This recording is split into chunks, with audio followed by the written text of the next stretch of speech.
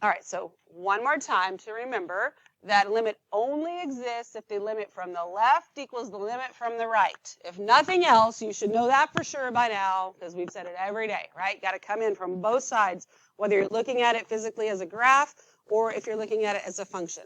So explicit functions, well, y equals f of x, or like what kind of equation is this?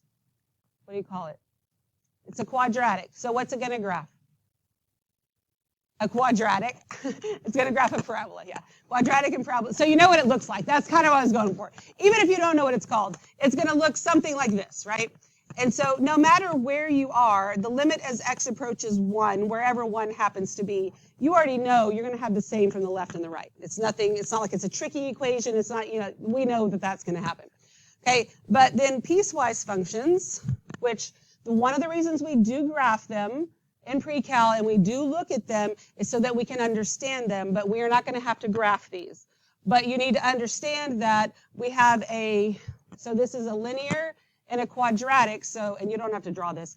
I'm not saying this is exactly what this looks like, but it might look something like this, right? If it was a piecewise, or there may be a gap, but that's why you have to write it like this, because this by itself doesn't have just one function, but we have a linear and then part of a linear and part of a quadratic, right?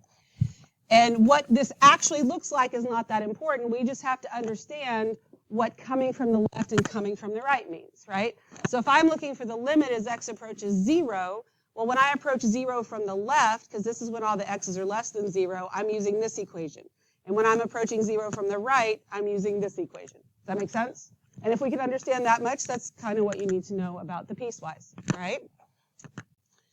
Okay, so the limit as x approaches 0 from the left. And I know that when I'm looking at the piecewise function, the left, if I'm coming from the left, that means I'm coming from numbers smaller than 0, so that's why I use this one. Bless you.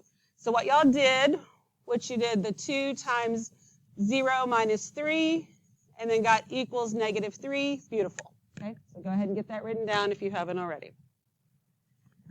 Then when we have this one, and it just warms my heart that nobody asked me what to do with e to the 0. You can pat yourselves on the back. I am so proud. I'm going to have 0 squared plus e to the 0. And what's e to the 0? 1. Very good. So I get 1. So from the left, I get negative 3. From the right, I get 1. So overall, what do I get? It does not exist. Good. And I was going to look and see. I don't think anybody wrote the equal sign, did you? Because you've been listening. Look at y'all listening to me. I'm so proud. Okay. Then f of 0. This is where we have a little bit of weirdness some places. So I heard the argument of, well, we have 2 pieces. So if I substitute it into both, then I'm going to get 2 answers. And if you substitute it into both, you're going to get 2 answers. Are you allowed to substitute it into both in this particular case? No. Where is the only place that 0 is allowable? Yeah, this one, because this is greater than or equal to. This is just less than, so I don't get to include it, and that's why. But I also heard the argument of you have to put it in the squiggly brackets, so good for that. So if I did have more than one answer, you were writing it correctly in the correct order, that's beautiful, but does it make sense why it's just 1? Okay, perfect. So then that means we substituted in here, and basically we already did, and that's that, and you get 1. Right? Whether you should. And on these kinds of things, like even on the AP test, you wouldn't have to show the work for this if you actually already done it. You wouldn't really even have to show this work, but it's probably better because this right here on a free response question would be a safe stop. So if you did have that brain fart of, holy crap, what is e to the 0? Then you just leave it, and it's fine. Because it's an actual value. It's not a variable, okay? All right, let's look at the next one then. We've got limit as x approaches 1 of g of x. So I have to go from the left and from the right, so I'm going to have to split it. Right? And so I'm going to scroll, and then I'll just look on here so you can read this. So the limit, this is g, okay. So the limit as x approaches 1 from the left of g of x, you have to have an argument, okay, equals, so from the left, I'm using that 4 minus x squared, right? So that's 4 minus 1 squared That gives me 3.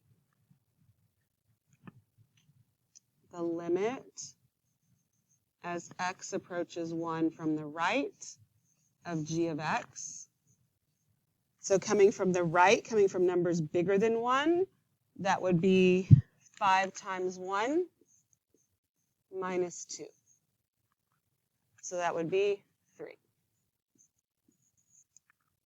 So the limit from the left equals the limit from the right. So the answer to this is 3. We agree with that? So then, I'm looking around for, what is it, F? Are we on F? Yeah. F. And it looks like right now everybody, almost everybody. 2 people have 5. These 3 people have 3. Let's fight about the answers. Is it 5 or is it 3? Okay, who wants to justify the 3? Who wants to say, I really think it's 3? Anybody want to defend their answer? Because I don't know who put what. Okay, you want to defend it? Okay, it approaches from both ways. And that's what makes the limit equal to 3, right? The value at 1, does that have anything to do with approaching? No. So what you just said is true, 100% true. But that is why this is 3, right? When you look at this piecewise, it tells you that when x equals 1, the function value is 5. And some of you little turkeys had 5 and went with the peer pressure and changed it to 3.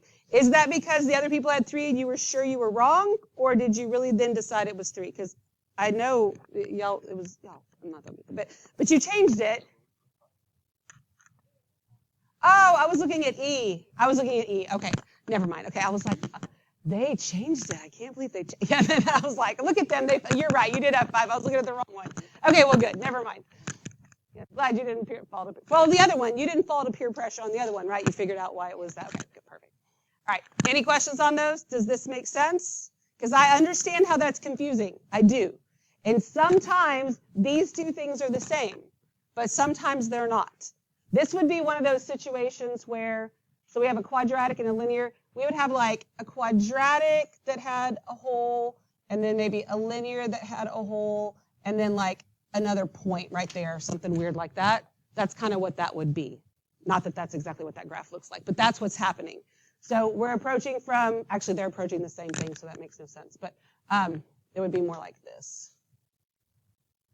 And then a linear, but then you'd have like a random point. That's what's happening. So they're approaching the same thing, but then when you actually get there, that ninja took the pizza away, right? That's what happened. Okay. All right. Now G, what do we have for G up here? 0, 0, not sure. Y'all had something and you erased it. 0 and 0. Okay, so if I take this, so I have h of x over g of x. So I want the limit, when I do the limit as x approaches -3 of h of x. So nobody actually wrote anything down as far as work is concerned, which is okay. Yesterday I told you we're going to split it every time. I'll go ahead and then I realized I probably shouldn't have done that one because then I think you got confused as to why we were splitting on, it was different than the splitting on the left and right. So did y'all look at this and not split h, because h is a irrational. Did you leave it as just like as 1, I'm assuming? Do you even know what I'm asking of you? Okay, okay. Remember yesterday, at one point I said if you have a numerator and denominator, we split it into 2 different limits, like not splitting the left and right. But when you were finding the limit of h of x, did you just look at it like that, or were you using this number? Were we not sure what the heck was happening? That's okay. That's what I'm asking here. That's what I wanted to know. All right, so you have some sort of, this is another situation where you have this function, and this is a crazy rational function, but let's just pretend like it's a quadratic. That you have a quadratic, but then when you get to 3, there's a hole, and 3, that value's down here or something, okay? So that means that this right here, coming from the left and the right, it's just this, and then the actual value is something else. So I'm going to use this for my limit. Were you with me on that? So when I go down here and I put in my 0, that's going to give me, and I'm not putting a 0, I'm sorry. I'm putting in -3. I'm going to get -3 squared minus 9 over -3 squared plus 7 times -3 plus 12. Okay? And I am splitting this one into the numerator and denominator. So then I have the limit as x approaches -3, because there's a whole lot of stuff going on, right, of g of x. We'll do these separately, and then we're going to make the fraction out of them. So when you do this here, what does the numerator give you? 0, okay? And so this would be 9. So 9 plus 12 is 21. That's a -21. And I get 0 on the denominator. So even though just because you get 0 on the numerator doesn't mean your answer is 0 if you get it in the denominator.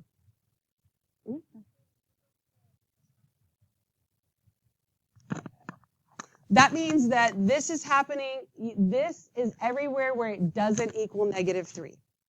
So that means that like this is everywhere it doesn't equal -3. This will be where it does equal -3. So we don't care about what happens at -3. We care what happens approaching -3. So everywhere except -3 means that's my approach. Does that make sense? That's why we're doing that one. And I can understand why you wouldn't have known to use that one. I mean, again, just kind of like yesterday, I threw y'all up there to kind of let you talk it out. Then when you kind of realize what you don't really get, maybe you pay a little bit more attention to that. But that's why I'm using that one. Is everybody okay on that? Why we're using it? Okay. Does that make sense? Okay. So here's a big deal right now. You cannot, on your paper anywhere, have anything equal 0 over 0. That will make you lose credit. That is why we're splitting the fraction here, and that is why yesterday when we had something like this, I said we're going to split our fraction every time, take the limit of the numerator, the limit of the denominator, and then worry about everything else. Okay? Does that make sense? Now, because this doesn't mean undefined. This is called the indeterminate form, and then we're going to go look at this a little bit more in just a second. Let's see if we can get anything out of g of x, though, before we do that. So the limit is x approaches -3 of g of x. Which part of that am I going to use? 4 minus x squared, okay? So that's going to be 4 minus a -3 squared. So that's 4 minus 9, which is -5. So this part's fine, but I got to do more with this numerator, okay? So let's go back and look at h of x. So if I say that I want the limit as x approaches -3, and then I'm going to write out the function. This is of x squared, and I know I'm running into this, but that's not going to take us any work. So x squared, I'll go back and do that when I'm done, minus 9 over x squared plus 7x plus 12. Now, I almost decided to skip this one because this makes us do something that we haven't talked about yet this year, but we did do last year, and we did with rationals a lot. The reason that this is happening is because we have a hole. You remember having a hole when we did rationals? And from this, you had a hole because the numerator and denominator had the same factor. So we're going to factor this. So this equals, and I have to continue my limit as x approaches -3. I cannot drop that. What does the numerator factor into? Good. X plus 3, x minus 3. Yay, look at y'all. And this is called a what? Difference of squares. Beautiful. Then the denominator will factor into x plus 4 and x plus 3, right? Everybody okay with that? So this, oh, no. This is where that hole is coming from, okay? So if we eliminate that hole, and now we evaluate it, and we're not going to split the fraction because I've already taken care of the 0 over 0 part. Now if I evaluate this at -3, this is going to equal -3 minus 3 over negative 3 plus 4. So this gives me negative 6 over 1, which is negative 6, right? Everybody with me? Okay. And we're going to do more of this algebraic manipulation. Like the algebraic part of the limits, that's really kind of another lesson. But I thought, you know what? We can connect this to it. Even if that's not what you would have thought to do, that's totally fine. Hopefully what I'm doing is making sense. Yes? Yes? You tell me if it's not. Okay. So now I can say, I'm going to go back and I'm going to answer this question that was actually being asked of me. The limit, and if you're running out of room, you put it, I don't know how much room you have. The limit is x approaches negative 3 of h of x over g of x equals, all right, so this was my h of x, right? That's my negative 6 over the g of x limit, which was negative 5. And that's a safe stop. I mean, if it's a multiple choice question, the answer choice would most likely be 6/5. But you could leave it like that and everything would be fine, okay? But I have a hard time leaving it like that, so I'm going to write 6/5. But there are definite reasons why you want to continue to, get things done through that. All right, we good with yes, sir?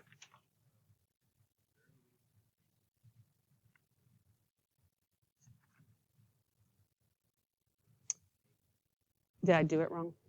Oh, because I didn't want to rewrite all this mess. I would have had to write this over the other equation to do all this. This is simpler. The reason I wrote this out here, though, is so that I could factor it. Otherwise, I would have just written this because I don't want to have to write all that because, first of all, I don't want to have to write it. And second of all, if I accidentally wrote something wrong, it makes it wrong. So I would leave it like this until I actually need to manipulate it, and then I would put it like that. Okay, that's a very good question. Anything else? All right, flip it over on the back. Let's look at the second part of that. I know we only have a couple of minutes, but I want to start this, and we might need to finish it on Monday, but it won't take that long, or maybe you can finish it. You'll get the idea here. So we have this piecewise function. C is a constant. It says find the value of C such that the limit as x approaches 2 of k of x exists. Well, in order for it to exist, the limit from the left has to equal the limit from the right. Yes? So I'm going to write the limit as x approaches 2 from the left, 2 from the left, goodness, of h of x, k of x, I'm making stuff up, I'm sorry, k of x, it's not h of x. Okay, so if I'm going from the left, that would be this first one, or no, this would be the bottom one, that'll be the second one. If it's coming from the left to hit 2, this is my number smaller than 2, right? So this is going to be 7 minus, I'm substituting in the 2 for x, so this will be 7 minus 2c. That makes sense? Tell me if it doesn't. Then I want the limit as x approaches 2 from the right of k of x. That means I need the numbers bigger than 2. So that's this one. This would be 2 plus 1 squared minus 5. So that's 9 minus 5. So that's 4. So there's my limit from the left. There's my limit for the right. What do you want to be true about them? You want them to be equal. Because if the left and the right are equal, then that exists. So then 7 minus 2c equals 4. And then you solve that really difficult equation. Negative 2c, sorry that I talked to the bell. Negative 3, so c equals 3/2. Okay? Basically the same thing, you just had a variable in it, so I wanted to at least get through that so you didn't freak out if you saw a variable. You'll be fine. Okay? Sorry you didn't have time to tape it in. I mean, you have time. The tardy sweep hadn't started yet, so you probably have time.